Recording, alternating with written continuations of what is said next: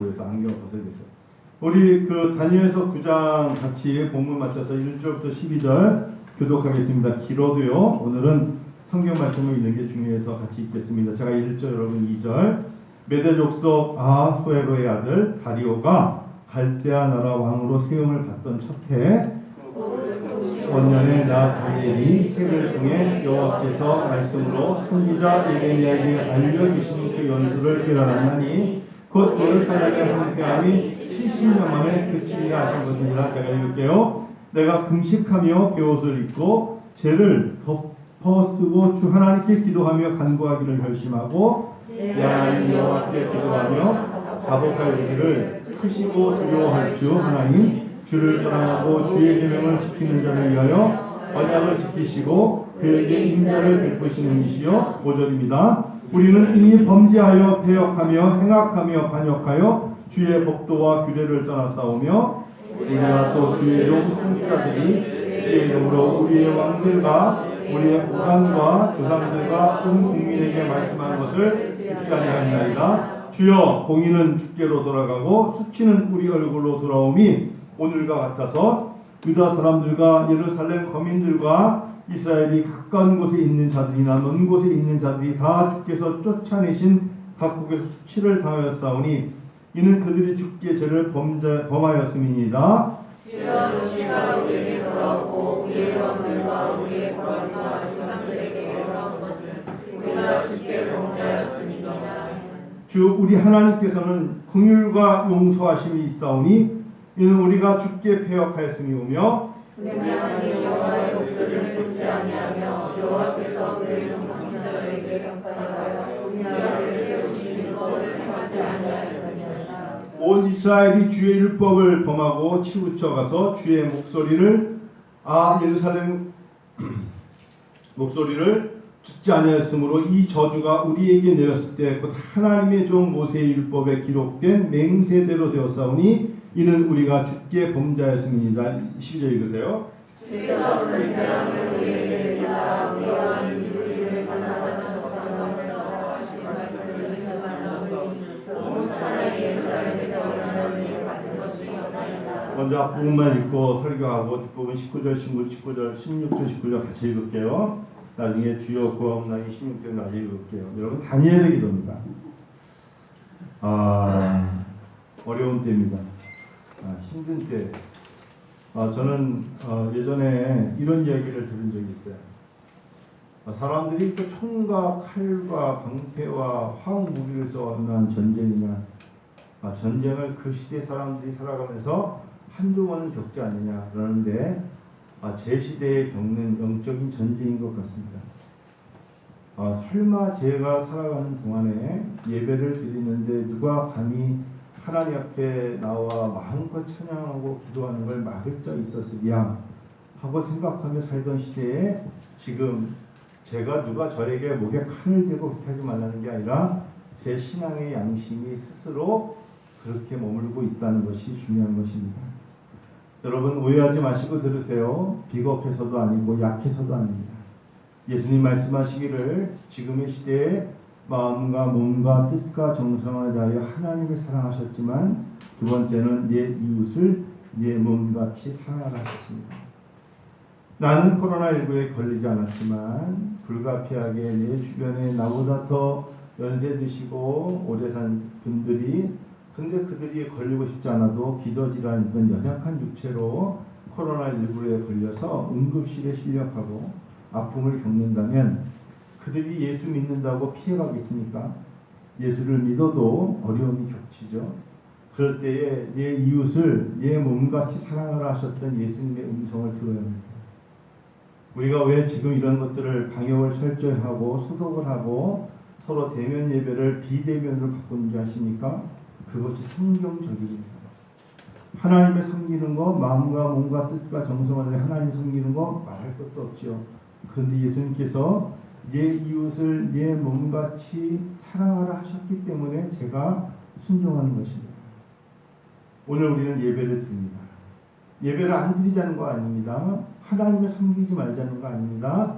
그러나 하나님을 섬기는 데 있어서 더 이상의 코로나19로 어려움을 겪는 사람들이 없기를 원하는 마음에서 이렇게 예배를 드린다는 것을 잊어서는 안 됩니다. 마음속에 분노함을 갖거나 마음이 상하거나 억울하다 그러거나 권리를 침해했다 그런 이야기들은 잠깐 내려놓으셔야 합니다. 그보다 하늘의 하나님, 전능하신 하나님, 모든 것을 주관하신 하나님께서 우리를 향하여 보고 계시다는 것을 잊지 마십시다. 하나님을 알고 계시잖아요. 2020년에 저에게 가장 신학적으로 한 번도 얼굴을 대면한 적은 없지만 그 사람의 책을 읽으면서 저는 너무나 큰 감동과 신학교에서 그 사람 책을 들고 항상 이렇게 흔들면서 여러분 이 책은 꼭 한번 읽어야 돼요 라고 말했던 어떻게 보면 기독교 개혁주의의 3대 사람 중에 한 사람 마틴 로이드 존스와 존 스토트라는 사람 그리고 꼭 나오는 사람이 바로 J.I. 파커, 제임스 파커라는 사람입니다. 어떤 사람은 제임스 패커라고 그러고 어떤 사람은 제임스 파커라고 하는데 3대 거장 중에 한 분이 93세쯤의 연세로 2020년에 소천하셨습니다. 이분은 캐나다 레전트라는 신학교에서 영국분인데요. 평생 신학교에서 학생들 가르쳤는데 그분이 쓴 책 한 권은 저는 정말 너무나 이 책을 읽지 못하는 게 노인과 하나님을 아는 지식이라는 책이었습니다. 이 땅의 사람들이 왜 이렇게 힘들어하느냐? 하나님을 제대로 모른다. 노인, knowledge 있죠? 하나님을 아는 지식이라는 책이었어요. 나중에 여러분 우리 교회 성도님들도 하나님을 아는 지식이라는 제임스 패커의 책을 좀 읽어봤으면 좋겠어요. 나중에는 이분이 이제 연세 많이 드시고는 하나님의 인도라는 책을 쓰셨어요.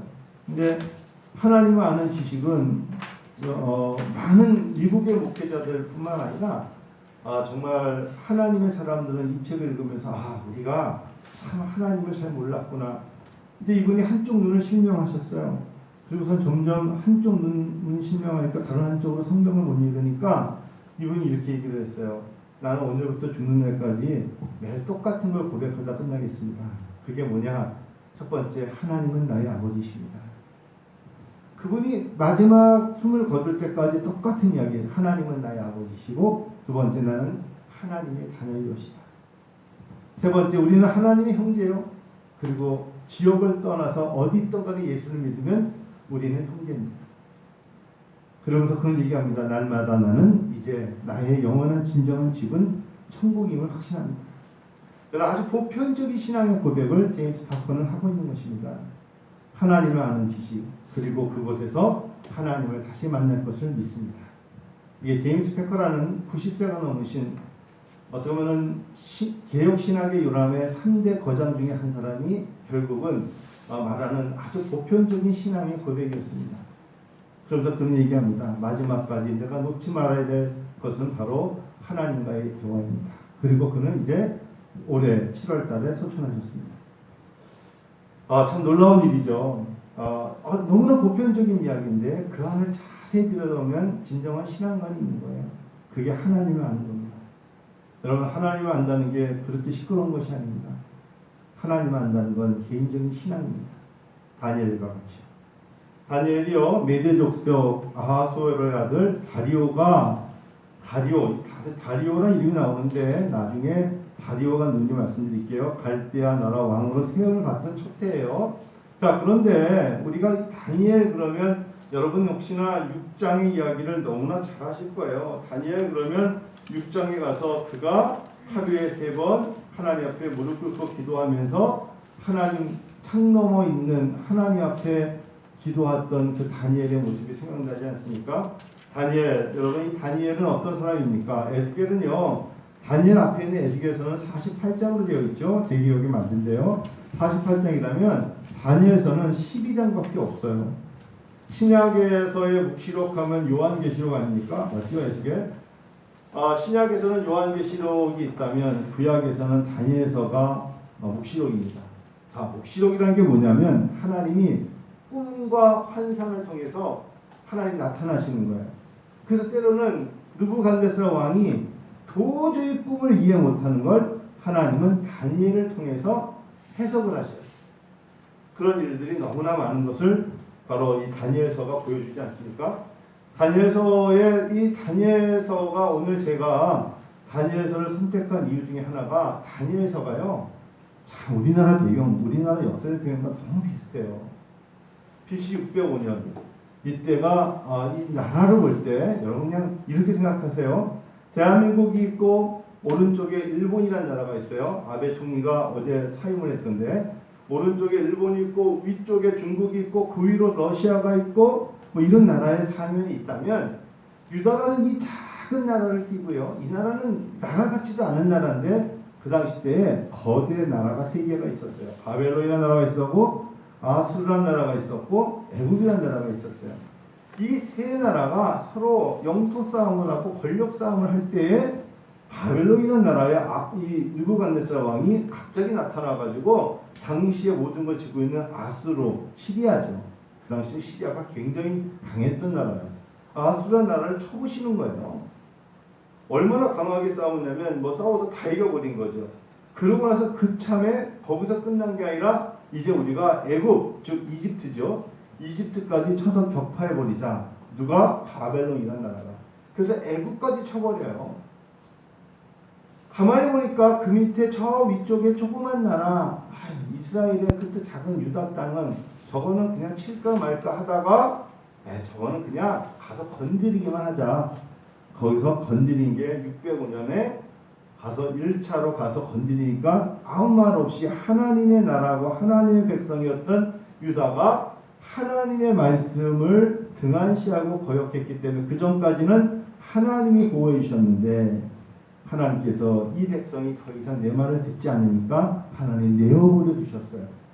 그러니까 바벨론이 와가지고 유다 땅을 침공했죠. 이때 13살에서 15살밖에 안 되는 어린 소년 한 명이 어쩔 수 없이 포로로 잡혀갔던데 그 아이의 이름이 바로 다니엘입니다. 자기가 포로로 끌려가고 싶어서 끌려간 게 아니에요. 불가피하게 끌려간 거였어요. 이 아이가 누구라고요? 다니엘이라고요. 여러분 잘 들리세요? 왠지 이게 마이크가 굉장히 힘드네요. 왜 그러니까 제가 쓰는 마이크가 건전지가 나가가지고 안 켜지는 거예요. 근데 저는 지금 마이크가 잘 안 나가서 되게 힘드네요. 자, 다니엘이 1차 포로기 때에 잡혀가가지고 불가피하게 바벨론이라는 곳에 끌려갔습니다. 그렇게 시작하는 게 다니엘서 1장 이야기예요. 다니엘서 1장은 어찌 보면 다니엘에게 있어서는 소년 다니엘 개인적인 역사로 볼 때는 굉장한 아픔이죠. 포로로 잡혀갔다는 게.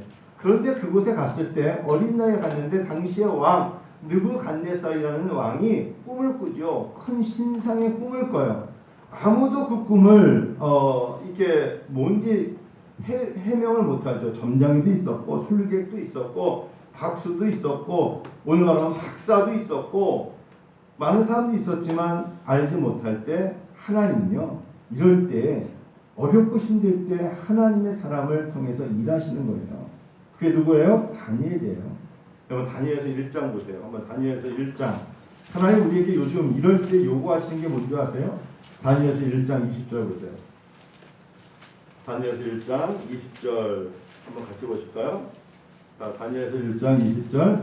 자, 시작. 왕이 그들에게 모든 일을 묻는 중에 그 지혜와 총명이 온 나라 박수와 술객보다 10배나 나온 줄을 아니라. 누가요? 다니엘이.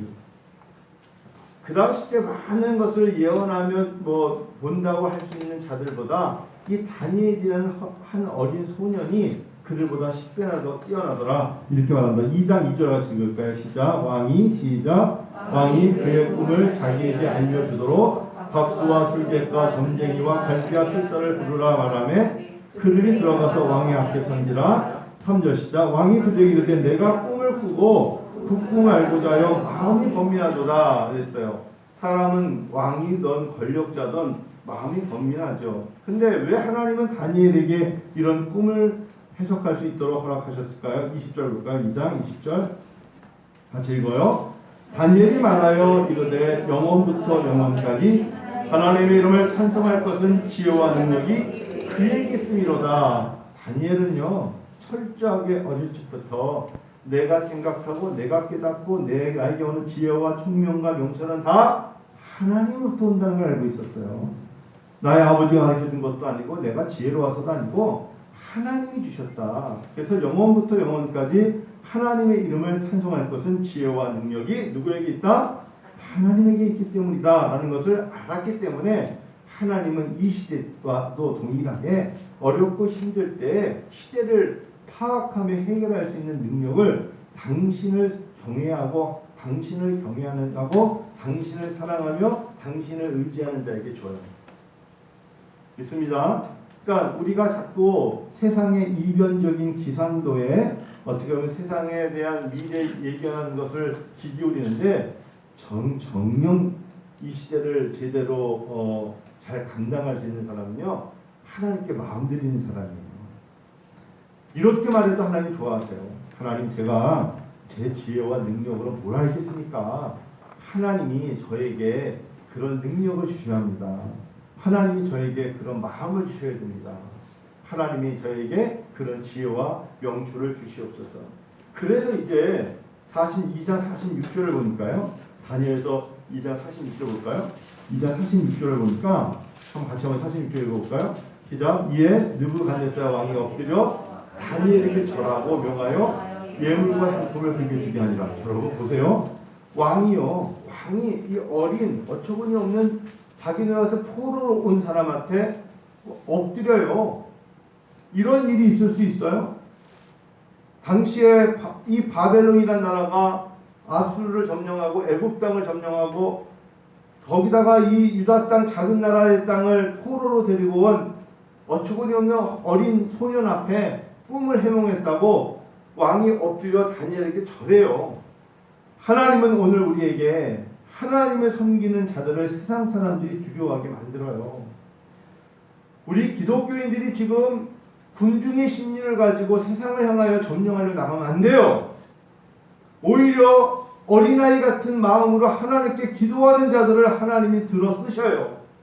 말없이 하나님을 경외하며 하나님께 지혜와 명철과 총명을 가지고 하나님의 마음을 전할 때 하나님이 일하세요. 저는 오늘 그 말씀을 꼭 전하고 싶어요.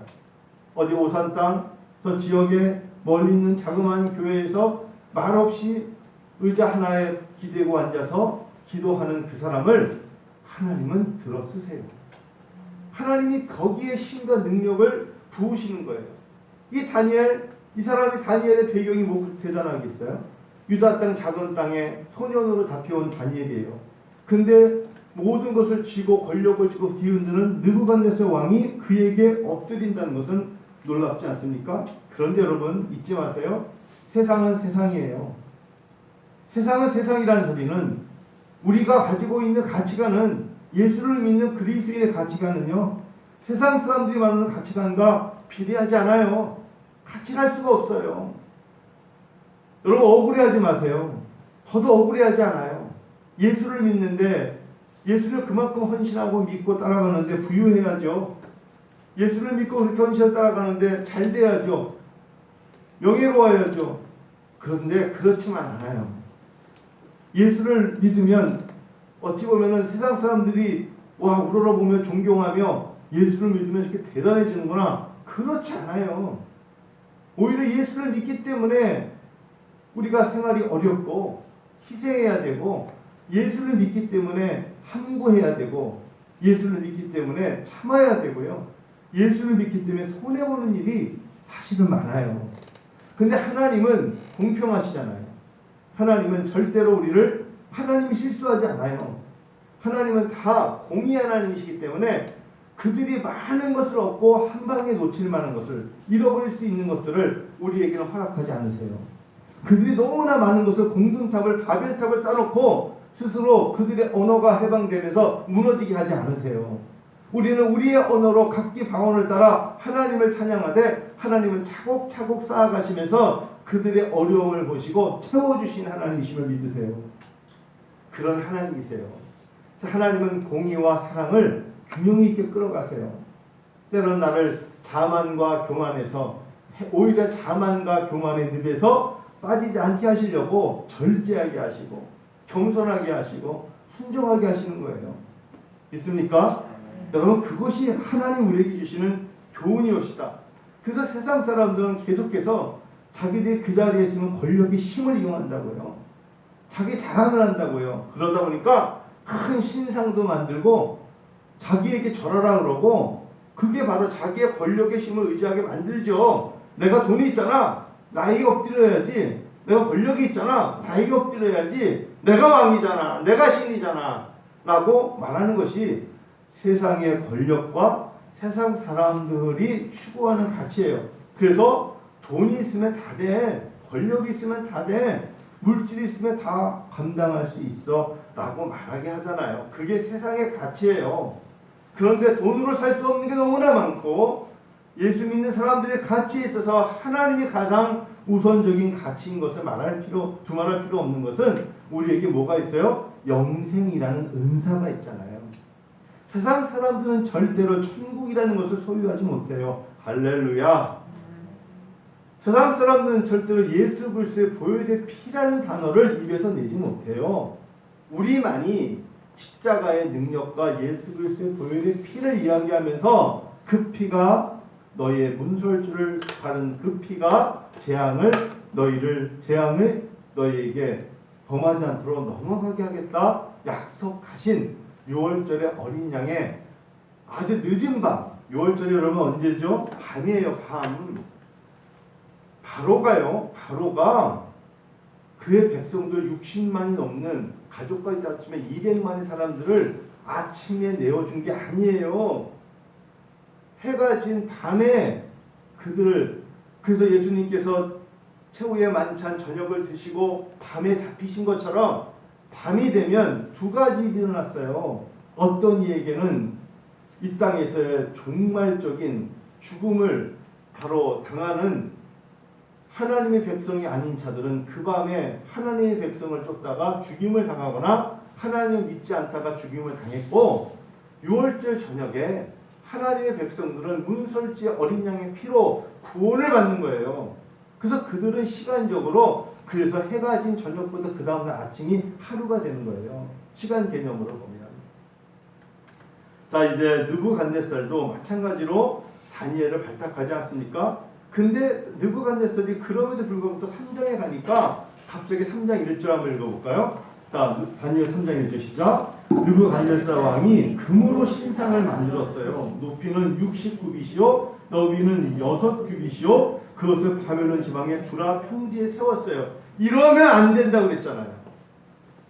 이러면 안 되는 거예요. 이게 세상 사람들의 가치관에서는 자기들의 신의 상징으로 이렇게 큰 금신상을 세워요. 그러면서 사람들에게 강요하죠. 다 와서 이 신상 앞에 절해. 6절 읽어요. 시작. 3장 6절. 누구든지 엎드려 절하지 아니하는 자는 즉시 맹렬히 타는 풀물불에 던져 넣으리라 하였더라 그랬어요. 여러분, 우리가 지금 예배 드리는 거예요. 우리가 지금 하나님을 섬기는 거예요. 할렐루야, 맞죠? 우리가 지금 우리가 온라인이든 교회에서 소수든 하나님께 마음을 드리는 거예요. 우리가 지금 금신상 앞에 서 있는 게 아니에요. 하나님을 섬기셔야 돼요. 주 예수 그리스도의 보혈의 피를 의지하는 백성입니다.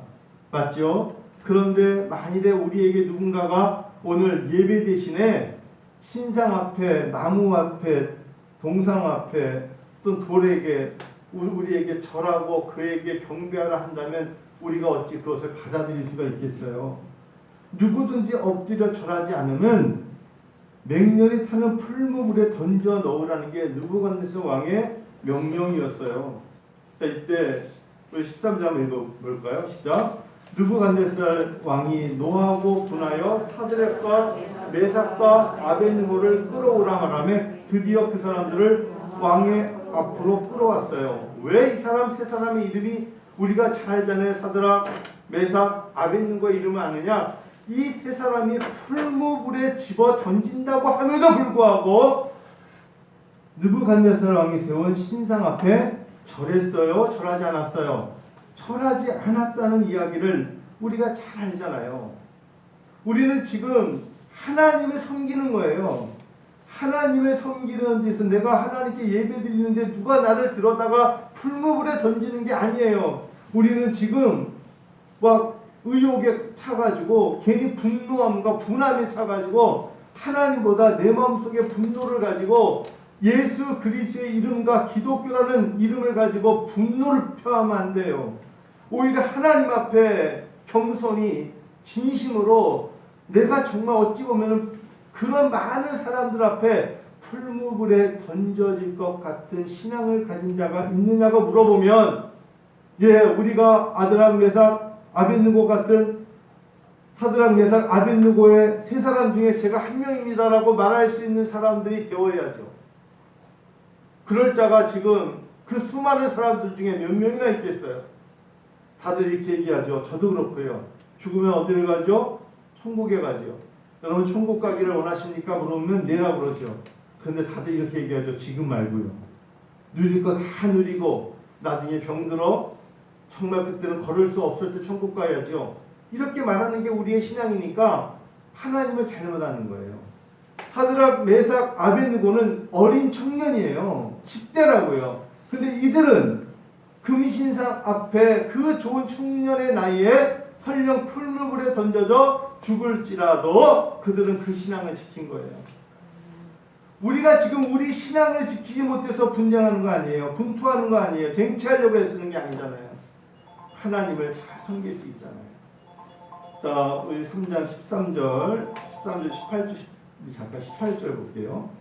자, 우리 18절 한번 3장 18절 읽어 시작. 그렇게 하지 아니하실지라도 왕이여 우리가 왕의 신들을 섬기지도 아니하고 왕이 세우신 금신상에게 절하지도 아니할 줄을 아옵소서. 지금 다니엘의 기도를 하기 전에 잊지 말아야 되는 게 이러한 배경에 다니엘과 그의 친구들이 있어요. 이러한 신앙 배경을 가져야 하나님 앞에 다니엘 부장과 같은 기도를 할 수 있습니다. 하나님 우리를 풀무불에 던진다 하실지라도 나는 왕이 세우신 금신상에 절하지 않아요. 개개인의 신앙이 중요하지 않겠어요? 은혜와 함께 성도 여러분, 개개인의 신앙이 중요해요. 여러분의 개개인의 신앙이 정말 주님 앞에서 부끄럽지 않은 신앙입니까? 저는 그래야 된다고 믿습니다. 그냥 개개인의 신앙이 하나님 보시기에 좋았다 인정받으면 돼요. 여러분 지금 온라인이든 이 자리에 있든 난 내 정도의 신앙이면 하나님 참 좋아하셔 라고 생각하면 하나님이 어루만져 주셔요. 풀무불이라니 큰일 났네.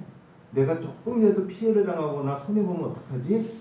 여러분 그게 하나님 앞에서의 나는 하나님 설령 교회당에서 예배드리지 못한다 해도 이 예배 이 시간만큼만은 내 침상이든 아니면 내 나만이 거하는 그곳에서 마음을 다하여 예배 드리겠습니다. 그 마음의 중심을 보신다는 거예요. 불가피하다 할지라도 하나님 앞에 자기 신앙을 지키는 자, 그 사람을 하나님이 찾으신다는 거죠. 자, 26절 한번 읽어볼까요? 자, 3장 26절 시작. 느부갓네살이 맹렬히 타는 풀무불 악이 가까이 가서 불러 이르되 지극히 높으신 하나님의 종 사드락 메삭 아벳느고야 나와서 이리로 오라 하매 사드락과 메삭과 아벳느고가 불 가운데서 나온지라 했어요. 여러분 놀라운 이야기 아니에요? 하나님께서 풀무불에서 이들이 사람 타는 냄새를 맡게 하셨습니까? 아니죠. 하나님은 이들을 불 가운데, 물 가운데, 어떠한 가운데 지나도 건드리지 못하도록 하셨어요. 여러분 이게 우리의 신앙에도 우리가 지금 풀무불이라는 게 어찌 보면 2020년에 코로나19와 뭐가 다르겠어요? 다를 바 없어요. 저마다 환경에서 사업장과 일터와 직장에서 겪는 어려움을 하나님은 다 아시고 건지실 줄로 믿습니다. 자, 이제 느부갓네살이 끝났으니까 하나님이 이제는 됐다 하시고 그의 백성들도 비록 우리가 포로로 잡혀왔지만 느부갓네살 왕이 죽었으면 이제 더 이상 그렇게 악랄한 왕이 안 나올 줄 알았는데 한번 여러분 5장 보실래요? 뭐 4장 너무 시간이 많이 가서 넘어가서 이제 5장 가보시면 25년 느부갓네살 왕이 죽은 지 25년에 말도 안 되는 왕이 또 나타나는데 그 사람의 왕 이름이 벨사살이에요. 이 벨사살 왕은 아주 얼마나 교만하냐면 성전 기구를 아주 더럽혀요. 이게 너희들이 믿는 여호와 하나님을 섬기는 데 쓰였던 것들이 하면서 성전 기구를 함부로 여기는 신성 모독죄를 지면서 의기양양하게 지냈던 왕의 이름이 벨사살 왕이에요. 결론만 말씀드릴게요. 시간이 없으니까 5장 30절 보세요. 5장 30절. 자, 5장 30절 읽어보세요. 시작. 그날 밤에 갈대아 왕 벨사살이 죽임을 당하였어요. 왜? 그가 하나님 앞에 너무나 교만했기 때문에 사람이 그를 친 게 아니라 하나님이 감히 하나님을 대적하는 자들은 사람이 치지 않아요. 여러분 신앙 중에 이런 게 있어요. 하나님을 신성 모독하면 사람이 신성한 모독하는 자들 해서 그들에게 총과 칼을 대는 게 아니라 하나님이 해결하신다는 걸 잊지 마세요. 그래서 하나님이 이제 갈대아 왕 벨사살이 죽임을 당했고 31절에 메대 사람 다리오가 나라를 얻었는데 그때 다리오는 62세였더라. 이제 드디어 다리오라는 사람이 나오는데 이 다리오는 누구냐면 쉽게 말하면 우리로 말하면 그 지역의 분봉왕이에요. 분봉왕. 쉽게 말하면 지방을 다스리는 그 지역의 왕이에요. 전체의 왕이 아니라. 그러니까 다리오가 나와요. 여러분 이제 왜 다리오 왕이 나와서 이제는 다른 얘기할 것보다 다리오가 나와가지고 이쯤 되면은 조금 하나님을 두려워하고 벨사살 왕이 죽임을 당하는 걸 보니까 교만하면 안 되겠구나 라고 정신을 차릴 줄 알았는데 사람은 그렇지 않더라고요. 그래서 우매한 칙령은 또 내리죠. 여러분 많이 들으셨죠? 이 다니엘이 왜 위대한 줄 아세요? 이 다리오 왕이 칙령을 내리면서 자기 위에 다른 섬기면 그 사람들을 배고픈 굶주린 사자굴에 집어넣는다고 하였을 때도 이 다니엘은 하나님 앞에 기도하며 나가는 대목이 있잖아요. 자, 6장을 보면 6장 10절만 읽고 이제는 우리가 9장 간단히 보고 마치겠습니다. 자, 6장 10절. 자, 하나님 외에 우리가 하나님 외에 다른 이에게 경배할 수 없고 절할 수 없는데 다리오 왕은 그의 칙서에 보면 전국을 다스리면서 자기 외에는 다른 사람을 섬기지 말라고 말했을 때 다니엘이요 6장 10절 읽어볼까요? 시작. 다니엘이 이 조서에 왕의 도장이 찍힌 것을 알고도 자기 집에 돌아가서는 윗방에 올라가 예루살렘으로 향한 창문을 열고 전에 하던 대로 하루 3번씩 무릎을 꿇고 기도하며 그 하나님께 감사하였더라 그래요. 여러분 이게 신앙인의 자세예요. 큰일 났어요. 내가 총리가 됐어요. 누가? 다니엘이. 이제는 어느덧 25년이 지나서 이 어린 청년이 소년이 청년이 됐고 청년이 돼서 이제 25년 된 나이가 차서 총리가 됐는데 총리가 됐는데 자기 위에 있는 분봉 왕이 말하기를 조서를 내렸어요. 이제는 하나님 섬기면 안 돼. 이제부터는 애굽의 신과 우리 바벨론의 신과 메대에 있는 신들을 섬겨야 돼. 라고 이방 신을 섬기라니까 그 조서를 칙서를 내리니까 다니엘이 그걸 보고 다른 거 하지 않았어요. 가장 먼저 뭐 했어요? 윗방에 올라가서 하나님에 있는 예루살렘이 뭡니까? 성전이에요. 하나님의 섬기던 교회, 하나님께 예배드리며 은혜 받았던 곳을 향하여서 하루 3번씩 무릎을 꿇고 기도했어요.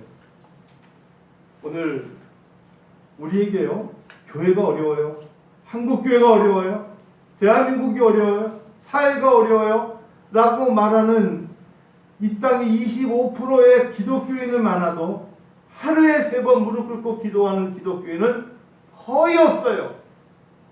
다니엘서를 다시 묵상하면서 하루에 3번, 하루에 2번, 하루에 1번이라도 어렵다는 말을 하기 전에 감사하며 하나님께 기도하는 백성을 하나님 찾으실 때 그곳에 하나님 우리에게 주시는 회복이 있어요.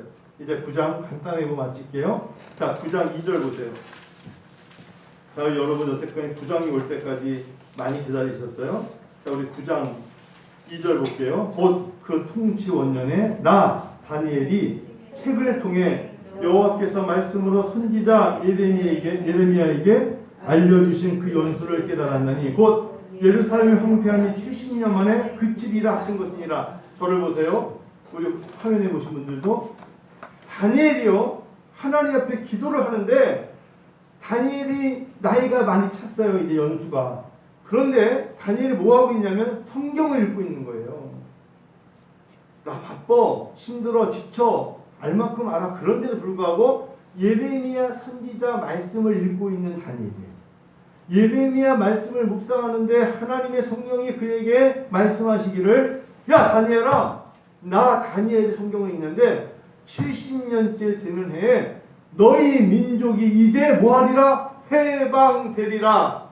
너희가 이제 70년 동안의 압제 속에 포로로 있었는데 하나님의 말씀을 묵상하는 가운데 구약의 선지자, 구약의 묵시록 다니엘서에 다니엘을 통하여 말씀하시기를 너희 민족이 이제 해방되리라 말씀하셨다는 거예요. 여러분 놀랍지 않습니까? 이 말씀이 바로 예레미야 29장에 있어요. 여기 보세요. 좀 앞에 한번 예레미야 29장 보세요. 성경 1100좀 보면 예레미야 1096쪽 예레미야 29장 10절 보실까요? 자, 예레미야 이 배경이에요. 이 배경의 말씀을 다니엘이 알게 됐다. 1096쪽 예레미야 29장 10절부터 우리 크게 한번 읽어요. 예레미야 29장 10절, 11절, 12절, 13절까지 읽으면 좋을 것 같습니다. 우리 같이 읽어요. 여호와께서 이와 같이 말씀하시니라. 바벨론에서 70년이 차면 내가 너희를 돌보고 나의 선한만을 너희에게 성취하여 너희를 이곳으로 돌아오게 하리라. 여호와의 말씀이니라. 너희를 향한 나의 생각을 내가 아나니 평안이요 재앙이 아니니라. 너희에게 미래와 희망을 주는 것이니라. 너희가 내게 부르짖으며 내게 와서 기도하면 내가 너희들의 기도를 들을 것이요 너희가 온 마음으로 나를 구하면 나를 찾을 것이요 나를 만나야 14절 읽어요. 이것은 여호와의 말씀이니라. 나는 너희들을 만날 것이며 너희를 포로된 중에서 다시 돌아오게 하되 내가 쫓아 보내었던 나라들과 모든 곳에서 모아 사로잡혀 떠났던 그곳으로 돌아오게 하리라. 이것은 여호와의 말씀이니라. 다니엘이 예레미야 29장에서 포로에서 보낸 예레미야의 편지를 읽고 예레미야 말씀을 묵상하며 70년 되는 이 해에 하나님이 주신 그 마음을 품고 하나님께 뭘 해요? 기도하는 거예요. 너희가 내게 부르짖으며 내게 와서 기도하면 내가 너희들의 기도를 들을 것이요 너희가 온 마음으로 나를 구하면 나를 찾을 것이요 나를 만나리라 하셨어요. 이 말씀에 의지해서 다니엘의 기도가 9장 2절에 나온 것이고 9장 2절에 황폐함이 70년 만에 그치리라 하신 것을 들었어요. 사랑하는 성도 여러분, 여러분의 가정 개인적으로 내가 머무는 그 직장과 일터가 내 개인적으로 지금 포로된 자의 마음으로 있다면 하나님이 말씀하시는 거예요. 너희에게 두려움이 아니라 평안이야. 너희가 이럴 때 내게 나와서 기도하면 내가 너희가 나를 만날 것이고 너희가 구함을 통하여서 평안을 얻게 될 것이라고 약속하신 거예요. 다니엘은 지금까지는 포로된 자예요. 그때 3절 보세요. 9장 3절 내가 금식하며 베옷을 입고 죄를 덮어쓰고 주 하나님께 기도하며 간구하기를 뭐 했어요? 결심했어요. 하나님 오늘 이제 8월달을 보내면서 우리가 결심해야 될 게 있다면 9월달에 주보에 나온 것처럼 하루에 3번 하나님 앞에 짧은 시간이지만 주보 여러분 광고에 제가 교회에서 있는 것처럼 9월달에는 하나님 앞에 말이 아니라 뉴스를 보면 당황할 게 아니라 코로나19가 종식되고 바이러스가 멈출 것을 하나님이 어쩔 수 없어요. 깜깜이에요. 어떻게 퍼지고 있어요. 그렇게 하면서 주저앉을 게 아니라 하나님 앞에 간절히 기도할 것을 결심하셔야 돼요. 저와 여러분이 결심하면서 나가서 우리가 즐기고 웃고 외식하면서 떠드는 것이 아니라 사람들을 꼭 만나야 돼, 이곳은 꼭 가야 돼, 그런 것들에 대한 생각을 잠깐 접고 오히려 그 시간에 내가 하나님의 사명자로서 기도하기를 원하시는 하나님 앞에 결심하기를 하나님 원하신다는 거 잊지 마세요. 여러분에게 금식하라, 여러분에게 죄를 뒤집어 쓰고 나가서 하라고까지만 베옷을 입으라고 말하지는 않겠습니다. 다만 중요한 것은 내가 가지고 있는 내 생각의 일정 앞에 기도가 우선이어야 된다는 것을 말씀드리는 겁니다. 4절 읽어요. 내 하나님 여호와께 기도하며 자복하며 이르기를 크시고 두려워할 주 하나님 주를 사랑하고 주의 계명을 지키는 자를 위하여 언약을 지키시고 그에게 인자를 베푸시는 이시여 이런 하나님이시죠. 자 5절 읽어요. 시작. 우리는 이미 범죄하여 폐역하며 행악하며 반역하며 주의 법도와 규례를 떠났다는 것입니다. 하나님 우리에게 가장 아파하시는 게 10절에 나와요. 같이 읽어요. 우리 하나님 여호와의 목소리를 듣지 아니하며 여호와께서 그의 종 선지자에게 부탁하여 우리 앞에 세우신 율법을 행하지 아니하시고 언제부턴가 사람들은 드라마와 영화와 오락과 예능에는 귀 기울여도 하나님의 말씀 듣는 것을 지루해하고 하나님의 말씀을 멀리합니다. 마지막 때가 되면 결국은 인생의 개인적인 종말에 환자복을 입으면 하나님께 기도하지 않으면 안 될 것을 미리 알면서도 자기들의 즐거움에 취해 있습니다. 하나님 말씀하십니다. 하나님 여호와의 목소리를 듣지 아니하기 때문에 하나님이 진노하신 것입니다. 하나님의 목소리를 듣지 않고 하나님께 구하지 않는 백성이기 때문에 하나님은 계속 어려움을 주시는 것입니다. 16절 읽고 이제 마칩니다. 같이 읽어요. 주여 구하옵나니 주는 주의 공의를 따라 주의 분노를 주의 성 예루살렘 주의 거룩한 산에서 떠나게 하옵소서. 저는 이 말씀을 읽으면서 간절하게 하나님께 큰 소리로 감히 외치며 하나님 앞에 간구합니다. 주여 떠나게 하옵소서. 이 땅의 죄악을 떠나게 하시고 이 땅에 교만과 자만과 탐욕과 탐심으로 가득 찬 교회가 이제는 그 모습을 다 떠나게 하소서. 이는 우리의 죄와 우리 조상들의 죄악으로 말미암아 예루살렘과 주의 백성이 사면에 있는 자에게 수치를 당합니다. 한국 교회가 수치를 당하고 있습니다. 한국 교회가 수치를 당했어요. 더 이상 예수 믿는다고 말을 할 수가 없어요. 나는 목사지만 밖에 나가서 목사님이라고 누가 부르면 당황스럽습니다. 수치를 당했습니다. 17절에 그러한즉 우리 하나님이여 지금 주의 종의 기도와 간구를 들으시고 주를 위하여 주의 얼굴 빛을 주의 황폐한 성소에 비추시옵소서. 소망은 교회에 있습니다. 소망은 다시 하나님 앞에 신령과 진정으로 예배드리는 당신의 백성들에게 있습니다. 우리가 수치를 당한 거 부끄러워할 것으로 끝나면 안 되고요. 다시 하나님 앞에 회복되기를 원해야 됩니다. 18절에 하나님이여 귀를 기울여 들으시며 눈을 떠서 우리의 황폐한 상황과 주의 이름으로 일컫는 성을 보옵소서. 이 땅을 보시옵소서. 이 한국교회를 보시옵소서. 우리가 주 앞에 간구하는 것은 우리의 공의를 의지하는 것이 아니요 주의 큰 긍휼을 의지하여 합니다. 우리의 공의를 의지하면 안 돼요. 우리의 힘과 우리의 의를 의지하면 안 돼요. 하나님의 자비와 긍휼을 바라야 있습니다. 그런 심정으로 오늘 하나님 말씀을 기도하겠습니다. 여러분 함께 시간이 많이 지났지만 기도하기 원합니다.